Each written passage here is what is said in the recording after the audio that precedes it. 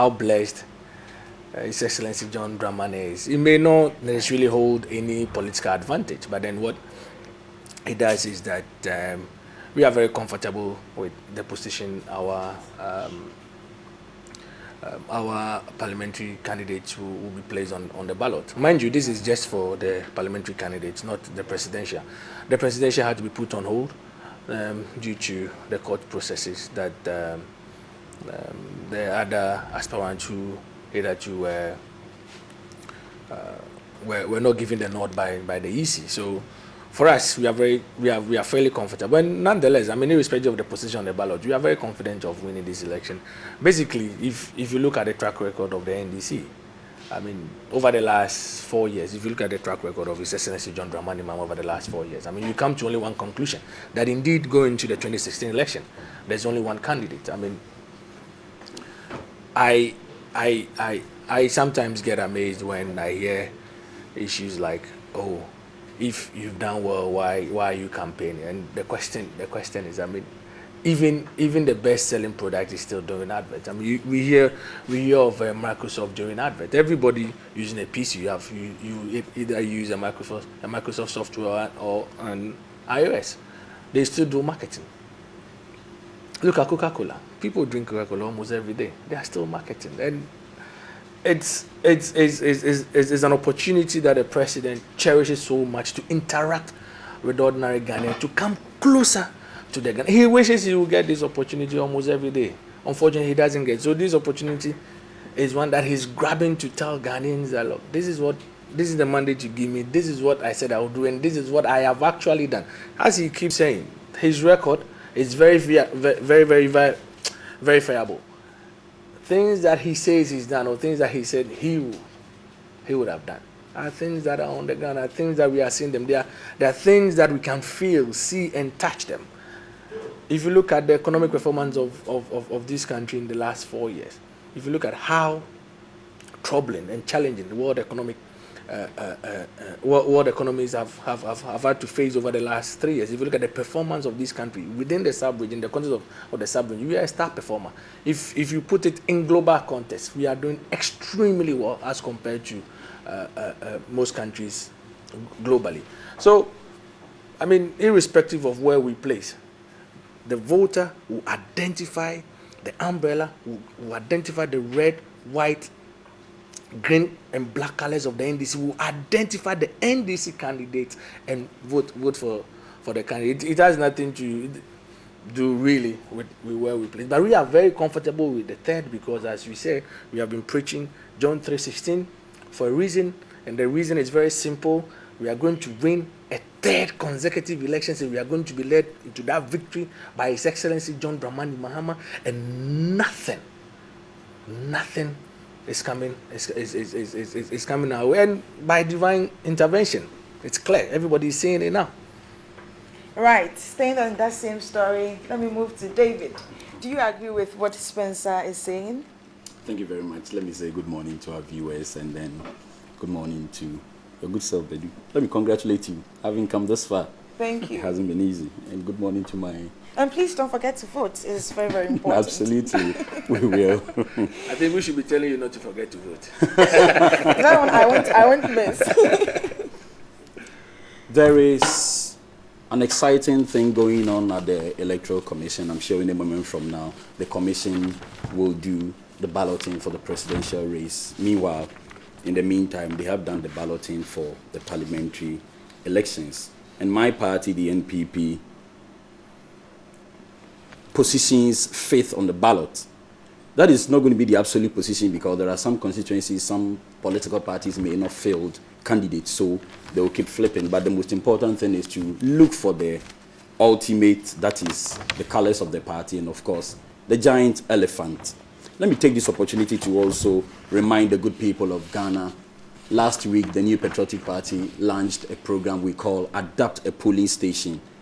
We have learned a few lessons, and then we are practically aware this year's election will be won primarily at the polling station. So we believe bringing politics to the local level. If you are a Ghanaian and you believe the last few years His Excellency JDM and his good ministers have mismanaged the economy, the wind of change that is blowing. If you're a Ghanaian and you feel there is the need to join the winning team, go down there this day on Friday. Leaders of the NPP will be on the street of Accra sharing flyers and giving you the directives and directions as to how to go down there and spend a little over 500 Ghana to adopt a polling station and say, I'm going to be in charge and I'm going to be responsible for the upkeep of all the agents of our party who will be working at the police station on the day of election. Look, we find ourselves in a situation where going to the poll December 7th to give the mandate to His Excellency John Mahama again will reign this country. 2-3 days ago, thereabout, BBC focused on Africa. The whole international community put a beam of searchlight on Ghana. And you know what they were discussing? Ghana, a once buoyant economy, has become a high debt risk country. We inject so much money, billions of US dollars, to pay interest on loans. This is what Dr. Baumia said, that the way the economy of Ghana is being managed, the revenue we accrue and derive from oil is not even enough to pay for interest on loans the government of the day has contracted. And when you ask, you are told, look around you, there are infrastructure developments. I just returned from Tamale, where the parliamentary candidate for the NPP, Dr. Ibrahim Anyas, launched his campaign, which was gracefully honored by Dr. Mahmoud Baumia. You should be in Tamale Central to see the wind of change blowing. The point is that we look around us and we ask ourselves, if the billions of US dollars we derive from the oil revenue is not even good enough to offset the interest on the loans alone, then the whole international community is looking at a Ghana which once was doing so well even without oil. Now we have oil in commercial quantity, and the loans we have contracted, the amount of money we derive from oil alone, can't even service our debt.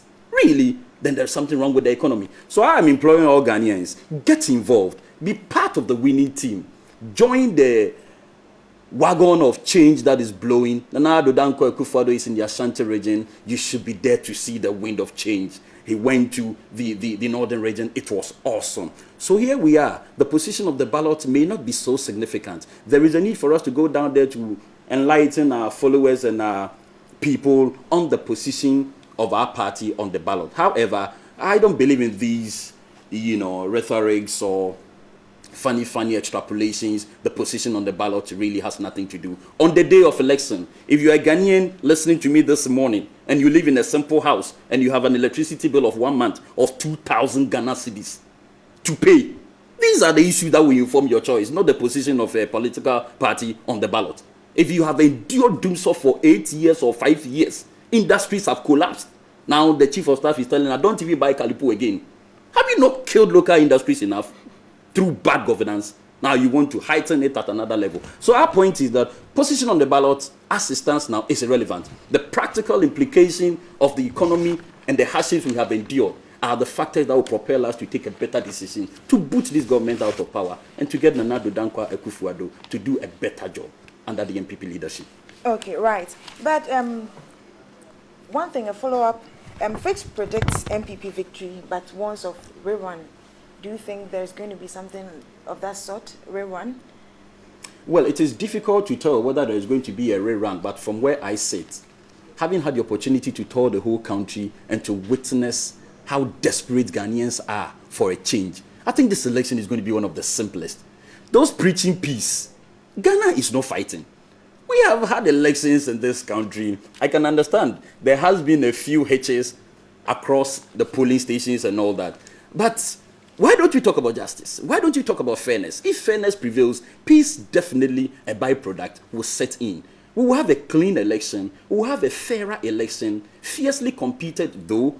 But I am very confident that election 2016 will be better than previous elections. Nana Addo Dankwa Akufo-Addo will win one touch.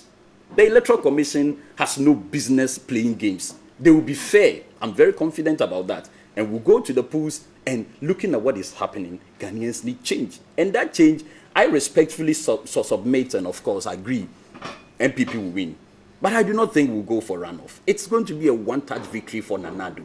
Now that the numbers have even whittled down from over 20 to a little over 7 thereabouts. We're going to have a more interesting competition. His Excellency John Mahama is struggling to invite Nana Addo to a roundtable discussion for us to have a debate. You've heard about that. We won't do debate today. We won't do debate tomorrow. You have had the opportunity to govern this country for 8 years. What did you do with the mandate? You are now begging your opponent to come for a debate so that you go and hide the service of a comedian to come and cough to disrupt the show. He won't come today. The flag bearer of NPP will not do any debate with His Excellency John Mahama. 8 years of governance. What have you done? And what are you looking for that debate platform for? The 8 years. What new ideas is His Excellency John Mahama going to espouse at that debate platform? That in the 8 years he couldn't espouse or he couldn't implement. We won't do any debate. We will win the elections hands down, and it's going to be a one-touch victory for Nana Addo. Okay. On the note of it being one-touch victory, let me go to Spencer. There's a prediction by Fitch, and do you side with what David is saying? Is it not amazing that only one paper carried it? The Daily Statesman. The Daily Statesman. Very And I hope you know the editor of the Daily Statesman, Nana Addo's right-hand man, Mr. Gabi Ochidaku. So, I mean, let's put that aside. But what he said? Quoted Fitch. It's Fitch. Let's get Quoted serious. I mean, first of all, where is the story? What is the source of the story? It's in the paper. Fitch has not made such prediction. I mean, let's not muddy our politics with such, I mean, incongruous statements. Clearly, I mean, it's an agenda where they are clutching onto straws, having seen defeat from far away. It is clear that indeed the performance of every government, to an extent, is measured by the kind of opposition that a government has. The quality of a government is actually it's somewhat somehow determined on the strength of the opposition. We have had a very, I mean, excuse my language, an opposition that has failed in its democratic sense to provide any form of alternatives to what government is doing. And they go on media spaces to shout about change is coming. Where is that change? What is the alternative to what is happening in this country? He talked about the fact that the government has borrowed so much and that BBC, I have not seen that BBC report he's talking about, but he talks about the fact that BBC is highlighting the state of Ghana's economy. Today, as we speak, Ghana is the star performer in the sub-region. They don't talk about that.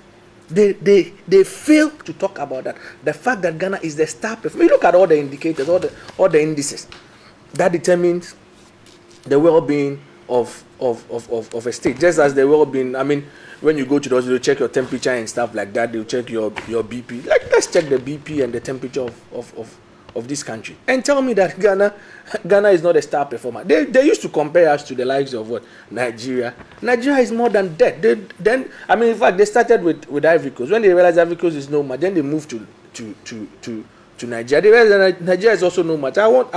Very soon, I'm sure by next month, then people will be comparing the Ghanaian economy to that of the US or the UK, because they believe that they cannot find any economy that is as resolute, as solid, as resilient as that of the Ghanaian economy. We are not saying all is well in this country. Of course, a lot more has to be done, but a lot has been done.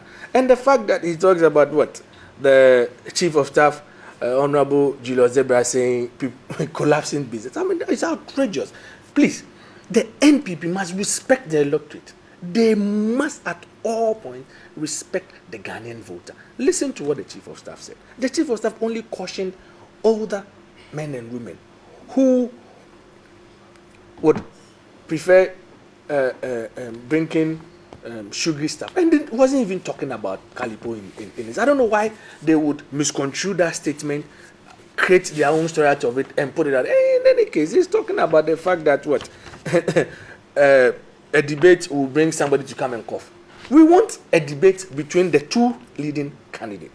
In fact, in a democracy, an aspirant must what? Avail himself to the people to test. So, is that not the truth? So, is it true that, are you confirming what David said, that you are struggling for debate? How can we struggle for debate? It is part and parcel of democracy.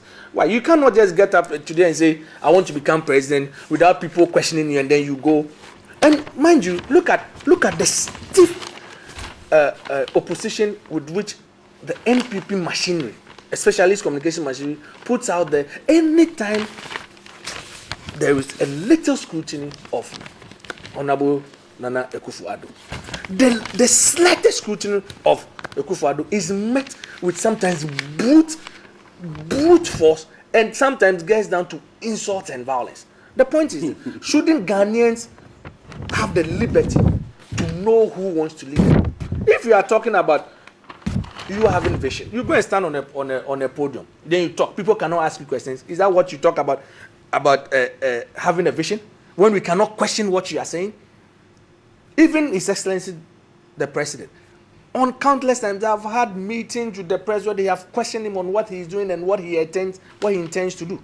Why is it that since he went into opposition, Honorable Akufo-Addo has never availed himself to the media to be questioned? Anytime I thought they hold a press conference after spewing out the falsities and the lies, then quickly they pack off. Let me tell you, recently when they are talking about some questions that a certain their running mates put out there.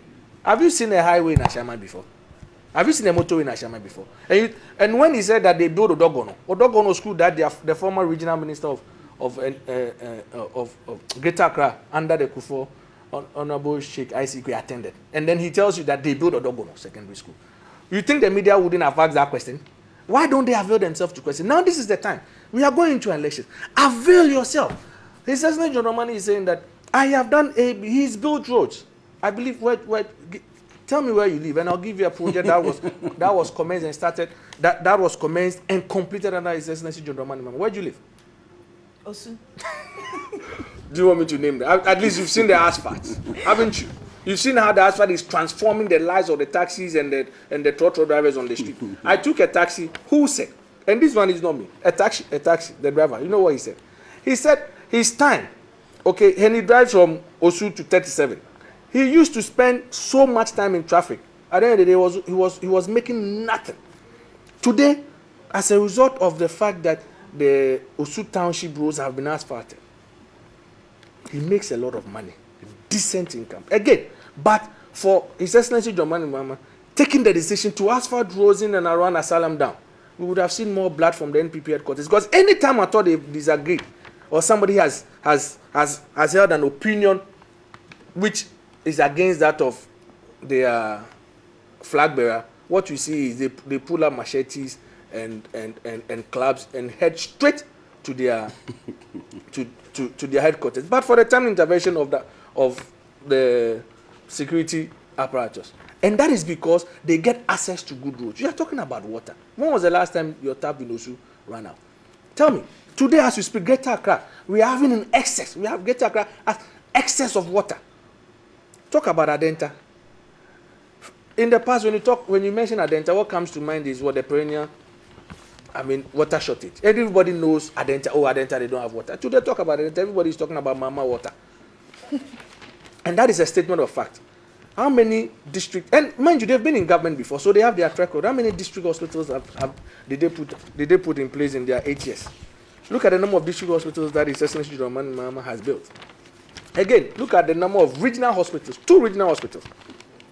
Again, look at the fact that we say, oh, we cannot only have a military hospital in Greater Accra.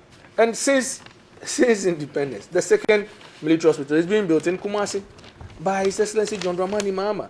We've all seen the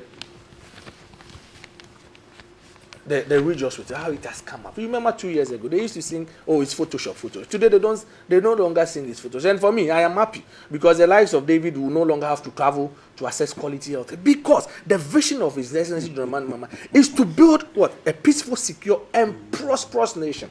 And in that, he has 4 thematic areas: investing in people, expanding infrastructure, accountable government, and a strong and resilient economy.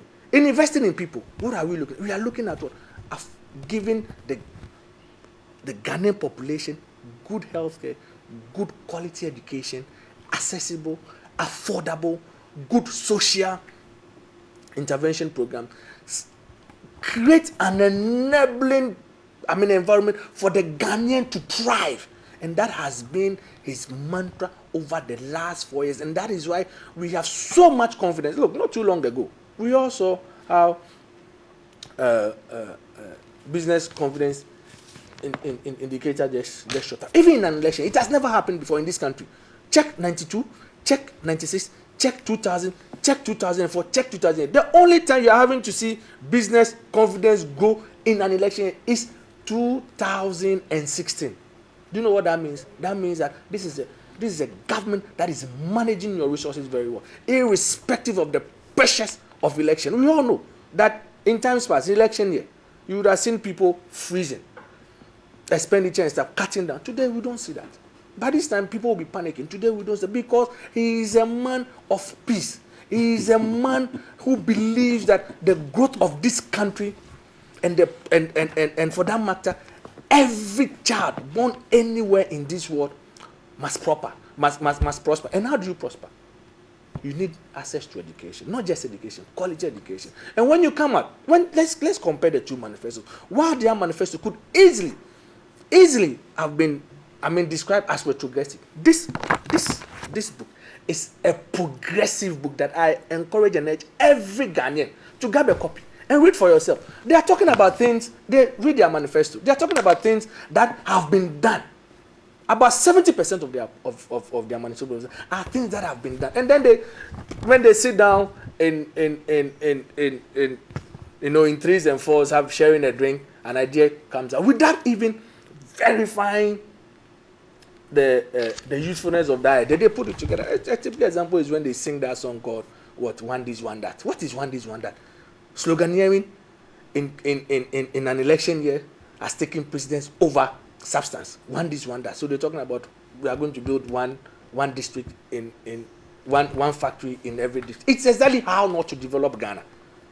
Exactly how not to develop it. And that is why our forebears had identified industrial hubs, just as has been done. The model for development is not rocket science. It has been done before, and that is why His Excellency President John Mahama seems to be excelling. What is he doing? He is taking the right boxes, doing the things that ought to be done, not reinventing the wheels, not seeking. Okay, right. Let me just say, not seeking.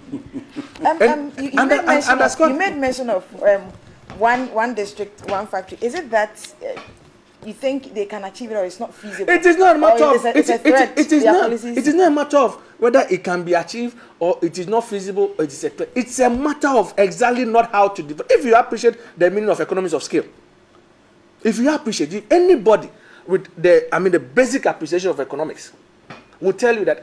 Can you tell me? Imagine everybody in your house decides to become a hairdresser. That's exactly what they imagine. Everybody in your locality decides to become a taxi driver.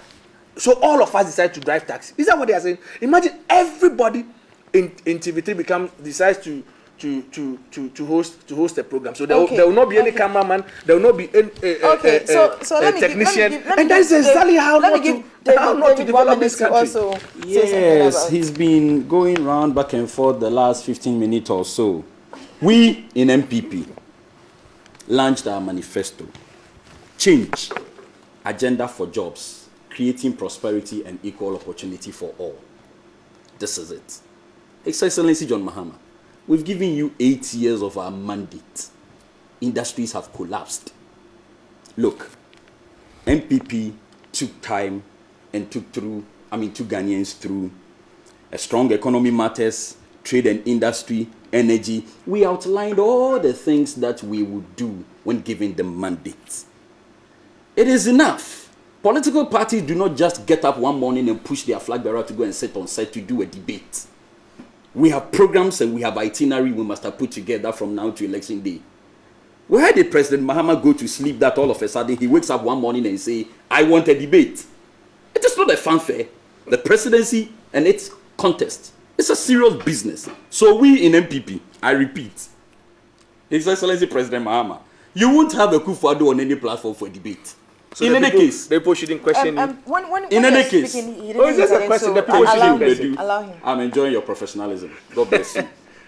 Look, the point is that Nana Addo Dankwa Kufuado won't appear on any platform to debate His Excellency John Mahama. This is a president who says Nana Addo has never been president and doesn't know what it takes to be president.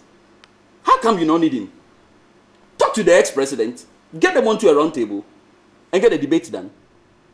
A debate to espouse on your policies that you have had 8 years to implement that you couldn't implement. Would that put food on our table? Would that debate what held down the electricity bills? It certainly will not. It will be another platform for the NDC to churn out propaganda.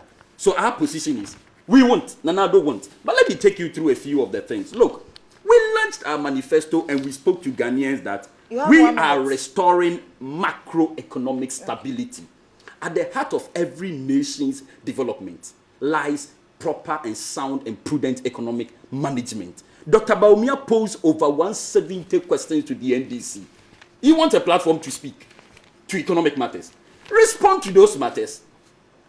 Respond to those matters. As we speak now, we in the NPP believe strongly restoring macroeconomic stability has a lot to do with monetary and fiscal discipline. In other words, Sikedie basa is what has contributed to bringing us this far. So what we are saying is that come December 7th, Ghanaians will look around.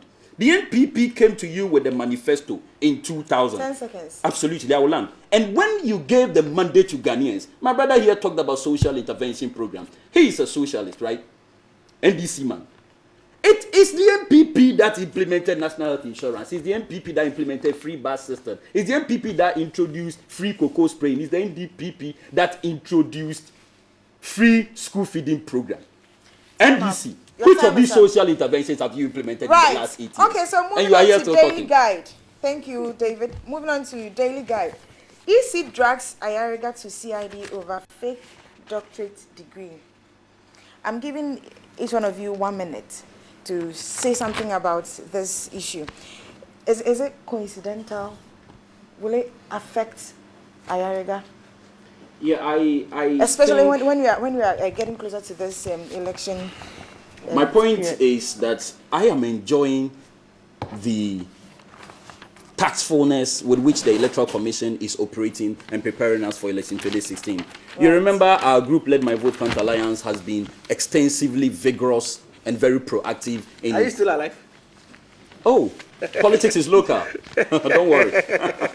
Politics is local. So we have been very happy with how our constructive and persistent criticism has put the Electoral Commission on a better pedestal to conduct a proper election. Now the EC is a better body than it was yesterday.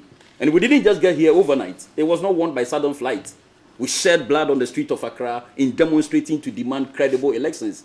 We criticized every single step of the way in the electoral process. Now the Electoral Commission is better positioned to the extent that political parties that improperly filled forms have been disqualified. To those who have been disqualified, it's painful. But what we can say is that let us go to court and get these issues resolved like the PPP and NDP are gleefully and gladly doing. We wish them all the best in that legal pursuit.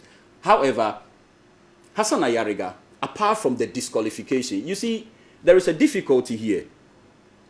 One would have asked the disposition and the overall outlook of Hassan Ayariga going into the election.